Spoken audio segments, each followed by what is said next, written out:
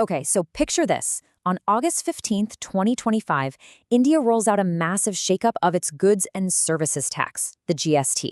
Now, this isn't just some small adjustment. We're talking about a fundamental redesign of the country's biggest tax reform. So we're going to break down exactly what this means for the economy, for businesses, and most importantly, for your wallet. So what's the headline here? What's the single biggest change? Well, India is ditching its complicated four-tier tax structure for a much, much simpler system with just two standard tax slabs. On paper, this looks like a huge simplification, right? But as we're about to see, the real story is always in the details. So you might be wondering, why make such a huge change right now? Well, the government is really aiming for three very specific things with this reform. Let's unpack what they're actually trying to accomplish here. The new structure itself is pretty easy to grasp. You've got a 5% slab for all the essential items, which helps keep the cost of basic necessities down. And then there's a new, standard 18% rate that's going to apply to pretty much everything else. This simple two-tier system is really the foundation for this entire overhaul. Okay, so here are the three big goals the government is juggling. First, make things more affordable for families. Second, make filing taxes simpler for businesses. And third, make sure the government's tax revenue stays healthy and keeps growing. But as our source material points out, trying to achieve all three of these at the same time, well, that's a really tricky balancing act. But let's dig into that first goal, affordability. The analysis here is a little skeptical. It suggests that, look, even if prices do fall, it might be tough to give all the credit to this GST change, especially if overall inflation is already trending down anyway. The lines get a bit blurry. And what about making things simpler for businesses? Well, the source argues that true simplicity might still be out of reach. Yeah, digital tools are making compliance a bit easier, but the underlying rules are still super strict. So fewer tax slabs doesn't automatically mean fewer headaches for business owners. And finally, that goal of boosting revenue. Here's the thing. The analysis points out that GST collections were already hitting record highs. This kind of makes you wonder if a massive overhaul was really needed just for revenue growth, because, it was already on a pretty strong upward path. All right, let's switch gears from high-level policy goals to the part that affects every single one of us directly, our wallets. How is this big GST shakeup actually going to change the prices of the things we buy every day? So here's the good news for your shopping list. A lot of everyday items, things like soaps, packaged foods, they're set to get a bit cheaper. But the biggest savings, that's on the big-ticket items. Anything that used to be in that top 28% slab, we're talking TVs, refrigerators, air conditioners, is now slated to move down to 18%. That is a huge potential price drop. But here's the million-dollar question, right? Just because the tax goes down, does that automatically guarantee you'll pay less when you're at the checkout? And here's the catch. The final price you see on the tag depends entirely on what businesses decide to do.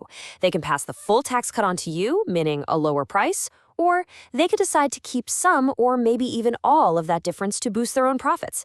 The actual savings for you and me hang right in that balance. Okay, so let's zoom out from the individual consumer and take a look at the corporate world. This reform is definitely not going to affect all industries in the same way. There are going to be some clear winners and some potential laggards. We can see the breakdown pretty clearly here. Companies that make fast-moving consumer goods, your FMCGs, are big winners, because lower prices should mean more sales. Manufacturing and exporters also get a nice boost. And the laggards? Well, so-called sin goods like tobacco. They might actually face new taxes to help make up for the revenue loss from other areas. And for manufacturers, this is a really big deal. They're fixing something called inverted duty structures. Now that sounds super technical, but in simple terms, it's a system where they were paying more tax on their raw materials than on their finished product. It really messed with their cash flow. Fixing that is a massive incentive for them to invest and expand. It's a game changer. This all brings us to the government's huge, high-stakes gamble. They're basically trying to spark a big consumption boom, but doing that comes at a very significant cost to the national bank account. Let's start with the potential reward. The big idea is that by putting more money back into people's pockets, this reform could boost India's GDP by up to 0.7%. Now, that number might not sound huge, but for an economy the size of India's, that's a massive jolt of economic energy.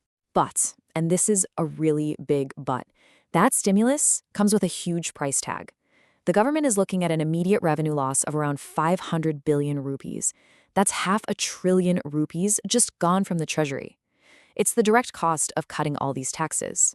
And this creates a major dilemma. You've got this 500 billion rupee hole in your budget. It has to be filled somehow. If it isn't, it could force the government to slow down on critical infrastructure projects. We're talking roads, ports, power, unless they decide to just take on more debt to cover the difference. Okay, for our last section, let's look at the road ahead. Because pulling this off isn't just an economic decision. It's a massive logistical and political challenge. And it's on a very, very ambitious timeline.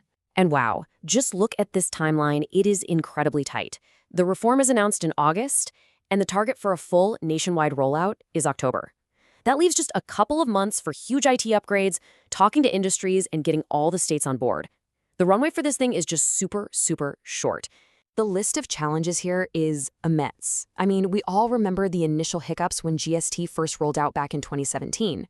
The government has to upgrade all the background IT systems, get political buy-in from all the states, and manage demands from industry, all while making sure the whole system runs smoothly from day one. It's a tall order. And, of course, you can't ignore the politics of it all. The timing's no coincidence.